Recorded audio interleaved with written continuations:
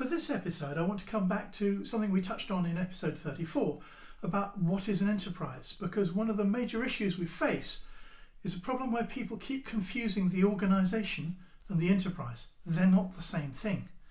The first point is that an organisation is bounded by, it is an administrative structure, it's bounded by rules, roles and responsibilities. Whereas an enterprise is actually quite different. It's an emotive structure that's bounded by story. It's bounded by commitments. It's bounded by feelings. It's a completely different thing. And we need to make sure that we don't confuse them. Now they can overlap, but in the case where we say the organisation is the enterprise, it's an organisation that's just talking to itself. There's no story there. So we build an organisation for an organisation, but about the enterprise in which it's operating, in order to understand what the stories are, what the interactions are, how we get past things like the service boundary, how we get past understand things like service journeys, like the whole process of interacting with a customer and beyond. So the classic EA was based on what we call inside in. It was only about the internals of the organisation itself, without really anything reference to anything outside at all. Later on, by the time we get into the early 2000s, we start getting the beginnings of enterprise-wide IT architecture with a bit of business architecture. But essentially, business architecture is defined as anything not IT that might affect IT. We don't really get customer journeys or service journeys. So that's starting to happen now, but we need to look much further. Because the danger is that when we look at this first inside out, looking outward from the inside, we place ourselves as the centre of everyone else's universe. And as Chris Potts put it, customers do not appear in our processes, we appear in their experiences. So we also need to look at it from the outside looking in. What is the world like from the customer's perspective? What is the enterprise that we share with our suppliers, with our customers, with the broader world, such as regulators, journalists, recruiters, anyone else in that kind of direct interaction space?